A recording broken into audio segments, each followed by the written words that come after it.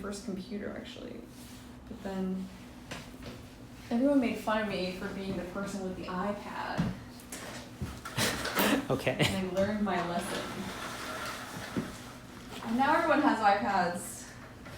You learned the wrong lesson, I think. Yeah. I think I was early. And I should have held my ground. So nice. There's like a nice sunset. Yeah, it is. Oh, right, in Erewhon. The guy who wrote it, Samuel Butler, it's after Darwin's theory of evolution was out, so I guess it'd be the later half of the 1800s. But some guy in the book goes to Erewhon, this nation, which is kind of strange. Okay. I'm sorry, it's just what she wants to do. Why is she just like humping it? I know, it doesn't really make sense, but it's what she wants. And who am I?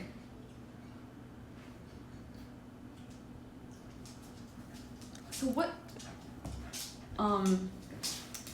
we should do an intro to non-standard analysis. What's the best place for me to sit? I'll sit here and just watch. Yeah. Oh, so I was watching Japanese reality TV shows, and they're a masterclass in like reaction timing, and you basically never want silence. They always like, oh, yes, indeed. Doing math while weird things are happening would make for a good show. Maybe list a topic in NSA or a topic in regular math that you want explained, and let's see if I can do that. I want to know about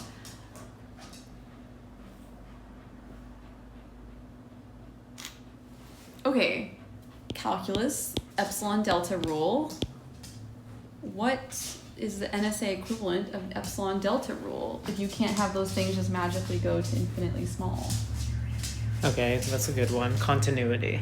Yeah, I don't believe in real numbers. Yeah, you've made that clear. Only in the Bay Area could such a philosophical take have become passé. Is it passé? It's like the quote normie take. Insofar as there's a normie take about if the real numbers are real, in the normal people have no idea what the real numbers are if you just said it like that. Yeah, let me just get some notes ready. I don't know if this is too gay to take notes on. What? It's virtuous. Okay, I'm gonna, because I have to take notes, otherwise. Yeah, that's fine. I'm actually heartened to see that. That's a sign of real engagement. Well, even if you're forcing yourself. No, I'm not forcing myself. I just know that I can't pay attention without taking, like, literally. Suits me fine again. Okay. Because then you are trying to pay attention. You're trying to attend. What is the etymology of attend? I don't know, actually. In French, it just means like to wait for something. Attend. Alright, continuity. Continuity. Do you remember the epsilon? Try writing the epsilon delta, because I'm just curious if you... I don't know. Just All try. I know is that you have 4 epsilon. I don't even know what epsilon looks like. Epsilon. You can just write E. It's short. It's supposed to stand for error anyway. That's a gamma. For EE that are very small. For DE. As delta approaches, the limit as delta approaches. What is it minus infinity for small? Or it approaches 0. And the limit as epsilon approaches 0 for a function, f,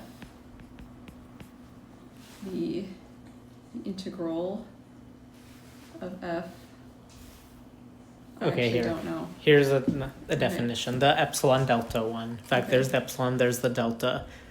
For all epsilon, implicitly in the real numbers that are greater than 0, then for any two pair of points, x and y, you could also restate it as a continuity at x, where you basically push the x into the definition, but that's not so different.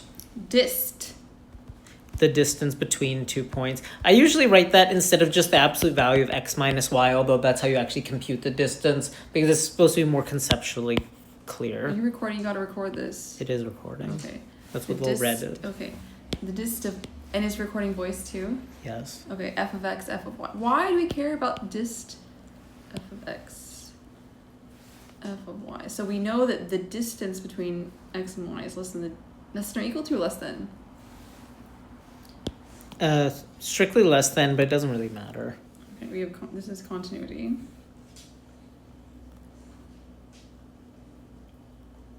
Yes. Here's an equivalent definition, at least continuity at a point, where you'd say that f is continuous at a point x if and only if for all x star that are infinitely close to x. Is it a ball? Hang on. Then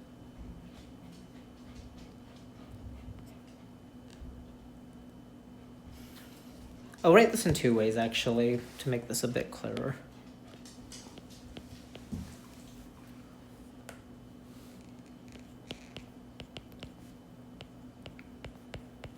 And for all delta.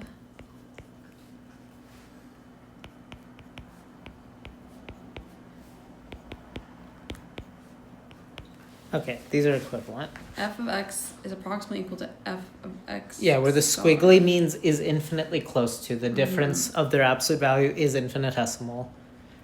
And this is saying for all, or really for an arbitrary infinitesimal, that's the squiggly to 0, because it's infinitely close to 0, because it's infinitesimal.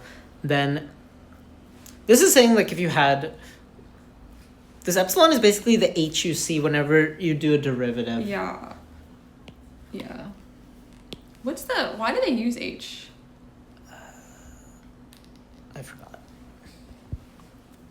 Anyway, the condition is, this is also like the intuitive definition of continuity, which if 2 points are near, and now you can operationalize near with the squiggly of like how close are they, and then if you had finer grained distinctions, which in more advanced theory is possible, where you not only say that they're infinitesimal distance apart, but like the order of the infinitesimal, if it's an epsilon or epsilon squared or so on. Oh, so there's different types of sizes. Yes.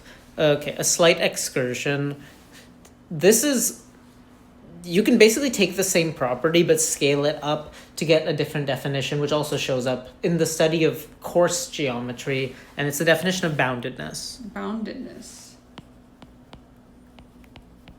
Even though despite the name, bounded functions can go to infinity. In fact, for bounded linear functions, except for the zero function, they have to. But the idea is, if x and y are finitely close, so I write a single squiggly, meaning they're just like a limited distance away from each other, not an infinite distance. Then if f of x is finitely close to f of y, that's bounded for all xy in the original domain. Bounded. Yeah. So that means f is bounded for x and y? Yeah. And you would say if it's for all pairs of x, y, then you just say the function itself is bounded because it holds at every point on the domain. Okay. It could be for an entire function. Yeah. The point-wise definitions are usually taken as somewhat more fundamental, at least in practice. And then the not point-wise definition is constructed out of it. You can also do it another way, but that's usually not intuitive. Which is why category theory does it all the time, because it has the benefits of esotericism, but also all the downsides. Anyway, you can see these two definitions. These are equivalent, even if they look... They look totally different. Yeah, like this would be saying... Actually, no, it's right. This is less than... Well... This has a comparative operation. This has no comparator. There is a comparison implicitly in here when you unfold it, but usually it's easy enough to think about. But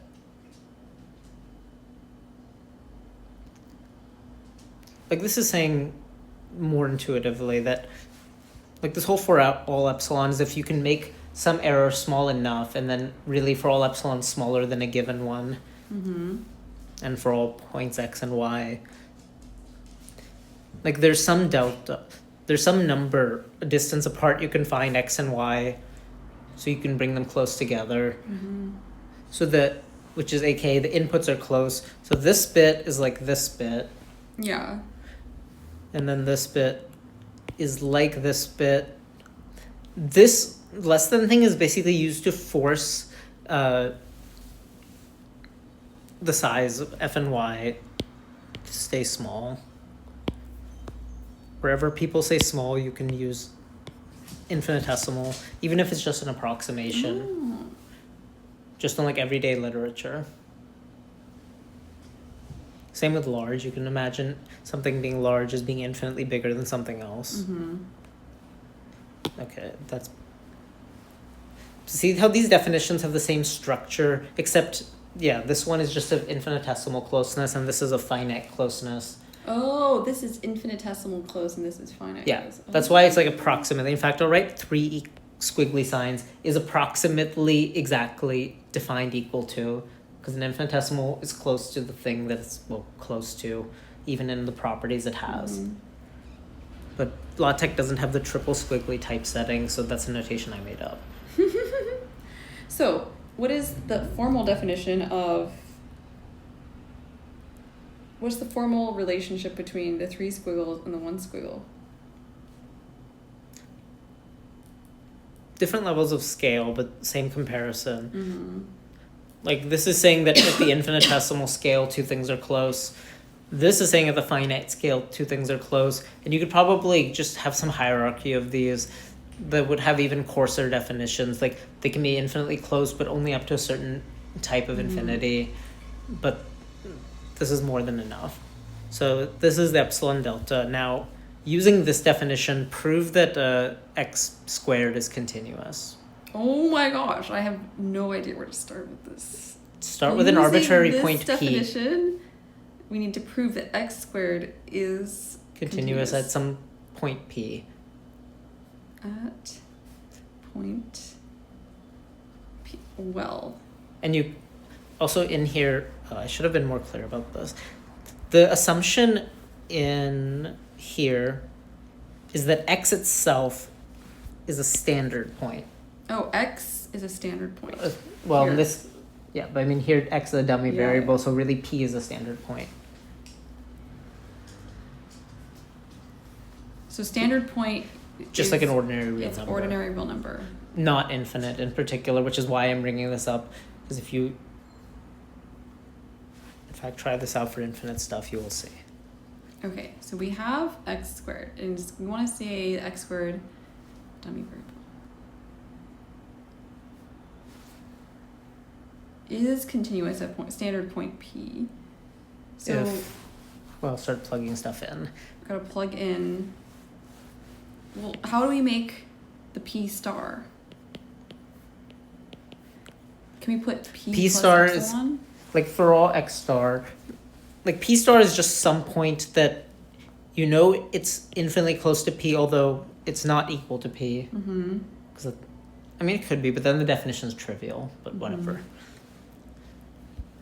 You could, because you're just working with numbers, you could also just take for all epsilon, which is why I gave the second definition of it.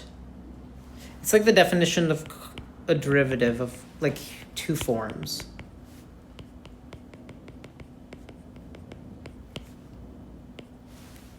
These are equivalent to each other. Like if I just wrote x star and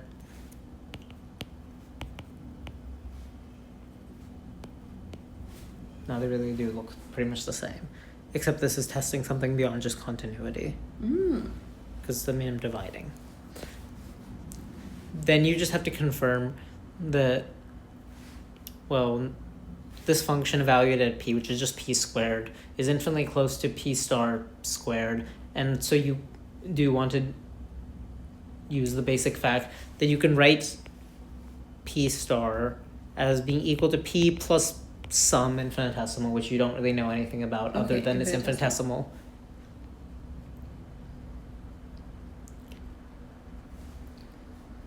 And then, so we can just plug this in. Just for square. here. Yeah, just square the thing. Okay.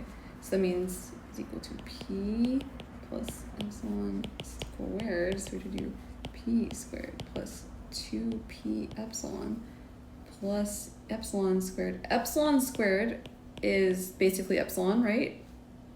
No. Oh. But it is infinitesimal. For these purposes, good enough. Because then, yeah, this is infinitely close to P squared. Because if you subtract P squared, the first term goes away. Because P is standard, and that's a 2, which looks like an alpha. Well, 2 times an infinitesimal, or any finite number times an infinitesimal is infinitesimal. So this ends up being some other infinitesimal. Epsilon squared. Yeah. It's not epsilon, it's 2p epsilon, but yeah, since now suddenly for this problem all you care about is that they're close, not how close they are. So those small details quickly get thrown away. Okay, throw away. This is like the thing of cutting off higher terms. In theories of algebraic geometry, they'll do it, we're using yet another name for epsilon, they'll call it dx, and they posit the existence of a number. This is synthetic differential geometry, where dx is not equal to 0, but dx squared is equal to 0. This requires non-classical logic, and this is like complicated. But what I don't like about this approach is that you can't have infinite numbers in this setup. You can't? Okay, like say you had an infinite number squared. Well, then its inverse would be 1 over dx. Say h is supposed to be the inverse of dx squared. Well, what's that? I mean, this would suggest 1, but then the other way, because you can just substitute in 0. Even with infinitesimals, dividing by 0 is not allowed. This is why infinitesimals are so useful, because they give you the benefits of dividing by 0 without things breaking. So you cannot divide by Even 0, in NSA, you cannot divide by 0. But you can divide by infinitesimal? You can divide literally everything besides 0. No matter how infinite the number or how small, not 0 though. 0 is the only number which is both standard and infinitesimal. Oh. And it's sort of like you know when like in computers, like getting 9s of reliability. Yeah. Like to a full, like going from 90% to 99 point whatever doesn't seem all that impressive compared to 90, but that's because they don't understand the proper scale to measure this, which is multiplicatively with logarithms. And where'd it go?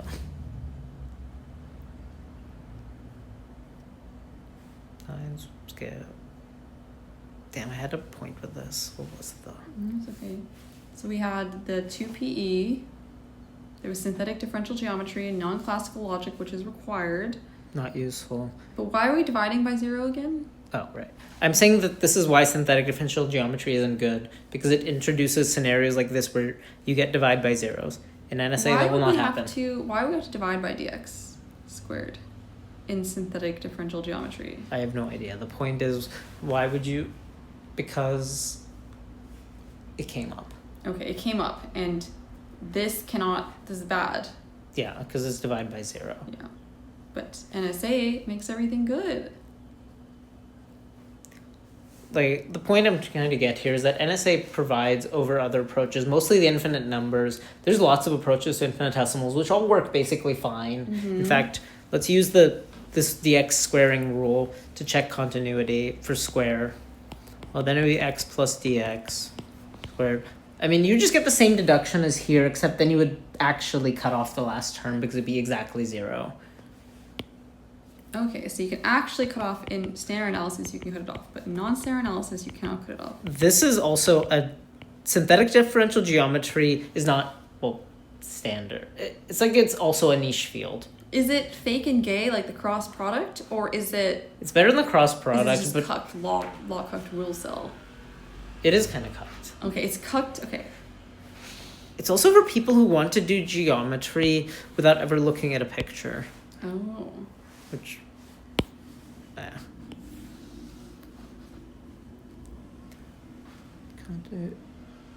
So now you've established that they are in fact infinitely close. Okay, now plug in an infinite point for p, h, and do the same thing. H and h plus epsilon. Point. So h Just, yeah. H star. No, capital H. H plus epsilon squared. We want to show that H.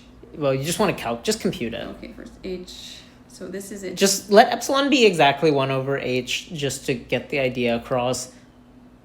Okay.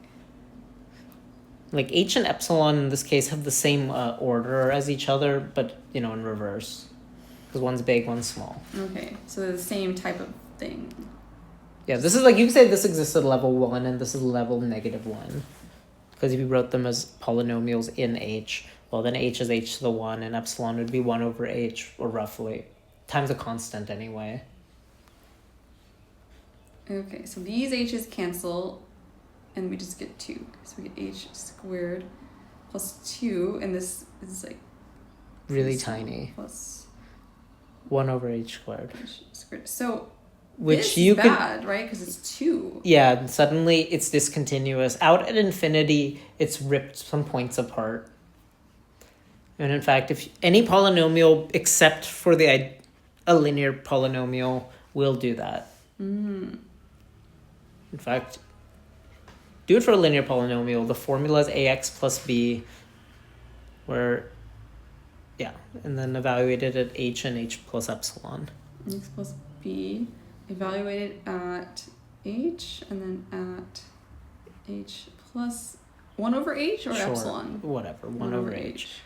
It's like this. They're so much the same thing to me that I barely distinguish them. H plus b versus a h plus 1 over h plus b.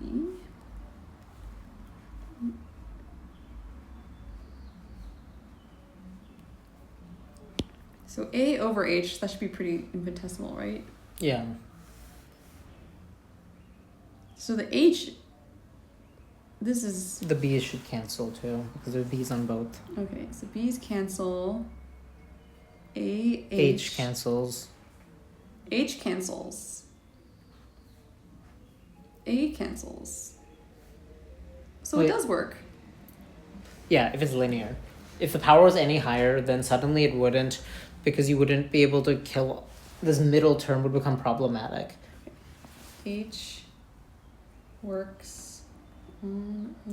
The point is that the definition of continuity out at infinity kind of breaks down, and this is why fields like topology and functional analysis have a lot of technical machinery, because a lot of it is finding ways to define convergence and closeness on infinite dimensional spaces or infinitary things, or in this case out at infinity, literally. But for all finite numbers, this works just as well as the epsilon delta definition. The epsilon delta definition also doesn't account for infinite points because they don't exist in the standard world. Okay, so epsilon delta does not have standard points. I mean, it has every point is standard. It does not have infinitesimal points. Yeah.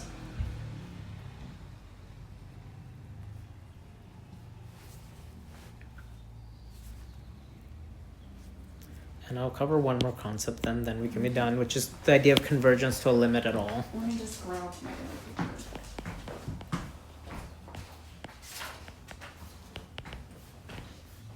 This is so interesting.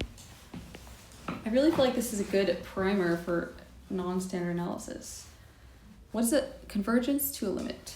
Yeah. Convergence of a sequence. Starting with the definition of a sequence.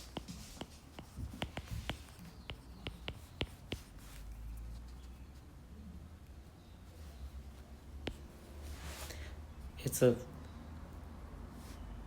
Natural numbers. It is of the type of a map from the naturals to whatever, to some fixed type, A. But in 5 seconds it's going to be turned into the real numbers. But the point is it could be anything. It's just an infinite array.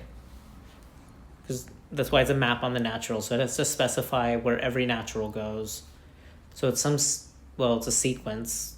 But like the name implies. But sequences in math are necessarily infinite. Mm-hmm. And, sequences can have a limit. Mm-hmm. I mean, they might not, but they can. if they're a special type of sequence, they can have a limit.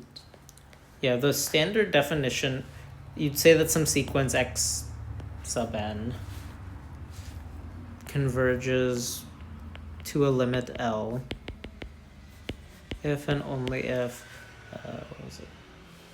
For all epsilon greater than 0, there exists an n such that for all little n bigger than big N, x n, the distance between xn and L is less than epsilon. Quite a mouthful. Mm-hmm. Here's an equivalent definition.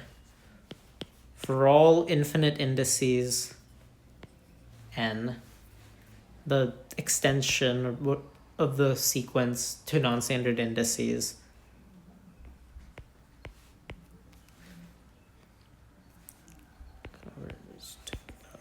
if x at any infinite index is infinitely close to L, which is the purported limit. So A is this infinite index. Oh, this is n. Yeah.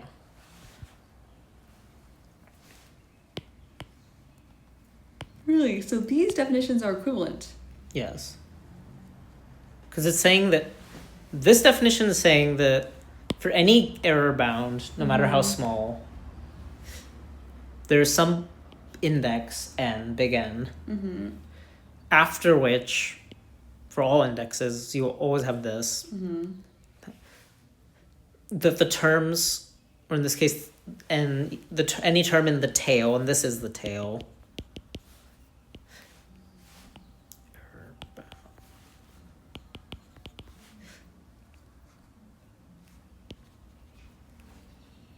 actual error. All right, for any little n, any index in the tail, the distance from the limit is less than your error bound. Or is, it's like bounded above by that error, really, is what. So the error bounds above the distance between these 2 points. But because the epsilons that people really care about are the ones that descend towards 0, you get this underspill where you can just consider, instead of for some given epsilon, you consider an arbitrary infinitesimal. The infinitesimal is sort of featureless in that you just know that it is infinitesimal and not much else about it. But the quality of it being infinitesimal tells you a lot, because then, as you've seen from multiplying it, it lets you work through a lot of arithmetic. Yeah, just having it be a number. And this is saying just for all infinite indexes, the sequence is infinitely close to L. For all infinite indices. Yeah, xn.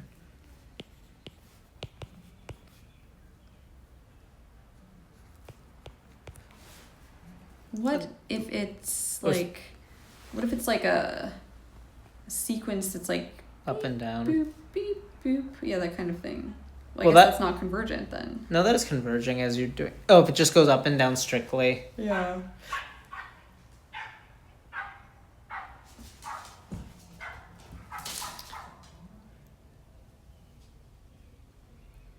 I will avoid giving too much technical detail on that one, but basically for sequences that don't converge in the classical sense, even they have limits in non-standard analysis, but they're not necessarily uniquely determined because they depend on background details of the construction. But for any sequence that's actually convergent in the first place, you'll get a unique answer, and then some sequences that weren't as well. In this case, the beep boop, it'll basically depend on if some infinite number is even or odd, which is arbitrary. For that, you're just going to have to do more reading later. That's like how to construct the numbers, and that's complicated. Using them is 10 times easier than constructing them. And actually, this definition gives a scaffolding point for another important sequence, which is called a Cauchy sequence in the guy's honor, which is the standard definition.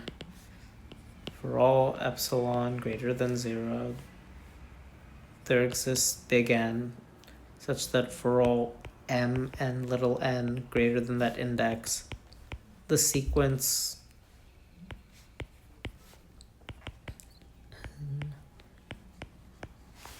this is basically saying that the tail What's this D? Where does the D come from? distance. I'll just use the absolute value sign. Distance of X. M and N. X N. Oh, minus. There. The absolute distance is less than epsilon. The distance is just a 2-argument function, so the minus would really be a comma. Okay. It's like the distance between that and that. And that is a Cauchy sequence. Yeah. Here's the equivalent definition, which I vastly prefer. For all n and m that are infinite, x n is infinitely close to x m, which is idealizing that in the tail, really far out in the tail, back all the way out at infinity, the terms have gotten real close together and now bunch up around a value. And then this condition also is what defines a complete space, because here you could, if there's a standard point, an important fact, and also for the mental visualization of all these infinitesimals and stuff, for any given non-standard number, it can be infinitely close to at most one standard point, and maybe 0. If it's an infinite number itself, it has no standard part. But if it's infinitesimal, or if it's like of the form some standard number plus an infinitesimal, then there's only one standard number it can be infinitely close to, because otherwise that would, if it wasn't, it would imply that 2 standard numbers can be infinitely close, which they can't be unless they're 0 apart, meaning they're the same in the first place. That's so interesting.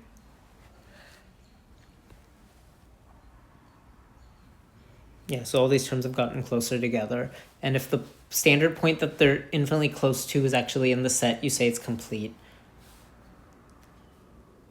Wait, where is the standard and non-standard part in these X of N's? So X of N has a non-standard part, or N has a standard part and non-standard part? N has no standard part because N is just infinite. There's nothing to round it off to. Okay. I mean, I guess you could just say infinity, but that's not very useful. But like 2 plus epsilon or pi plus epsilon minus epsilon squared, yeah, this is just pi. The standard part is the fancy name for the justification of just like cutting off terms.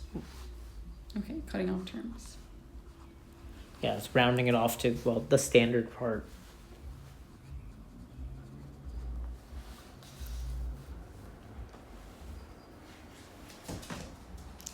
And this definition is also like the limit definition, where instead of a pair of numbers, you consider just one, and one of them is replaced with L. Okay, that's enough. I have absorbed this. I think this is the perfect amount for an episode of the podcast.